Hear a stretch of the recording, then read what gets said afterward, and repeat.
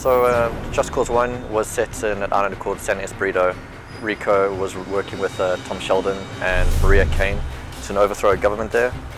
This is set in the future, a few years down the line, and Rico's been sent to an island in Southeast Asia called Panau to find Tom Sheldon because he's gone rogue. He's not picking up the phone, he's got agency cash, agency intel, and they need to find out what's going on. He needs to bring him back, whatever that means. Comrades, get inside the main building and find the GPS control room. So what we wanted to do with this game is basically not branch too far away from the first game, but address certain issues and optimize on the good issues in the game. So the features have improved, such as the grappling hook, which before was a gun. You could drop it, you had to select it. Now it's attached to his arm, and it's at the touch of a button. You can grapple to different objects. The first game you could only grapple to vehicles, whereas in this one you can grapple to anything in the world which has collision. So the grappling hook brings so much emergent gameplay into Just Cause 2. You can grapple to any object, so that includes enemies in the game. So you can grapple an enemy to the floor, or so he's stuck to the ground, you send time himself, throw a grenade there or shoot him, or melee him. Tie a guy to a car or a jet or a helicopter and drag them along that way. But you can also tether two objects together with the dual hook of the grappling hook, so you can tether two enemies together too, so they smack into each other and die that way. The possibilities with it, you literally can do almost anything you can think of in the game, and that's just like really satisfying as a gamer. You can play the game in a certain way and then you start to think, use your imagination, like, well, what if I tried this? And it always works. And that's the beauty of the system.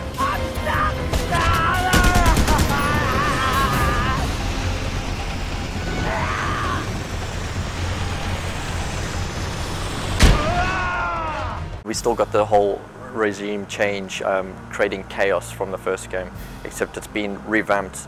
The chaos system is now integral into the game on how you unlock missions in the game. So you can work with rebel gangs on this island who are trying to wrestle control away from this dictator on the island. And by doing so, you get information on where Tom Sheldon is, as well as creating chaos and unlocking new missions.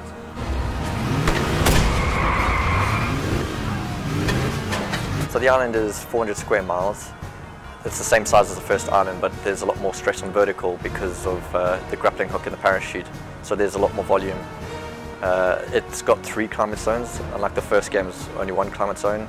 It has a snowy Arctic region, tropical region, and a desert region. But all these regions are broken up into different areas where you'll have farming or industrial or resort areas.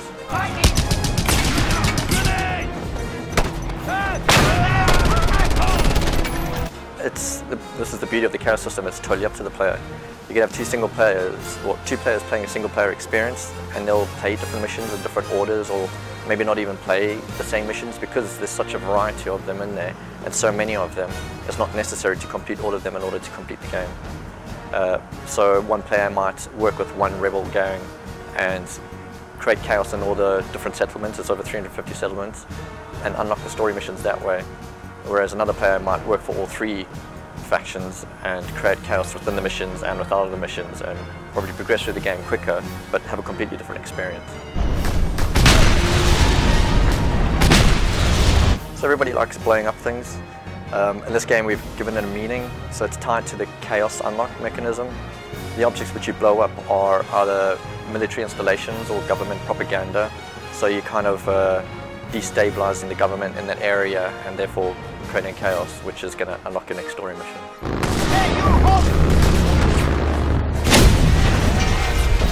We have a visual, requesting backup. There's over 100 vehicles in the game.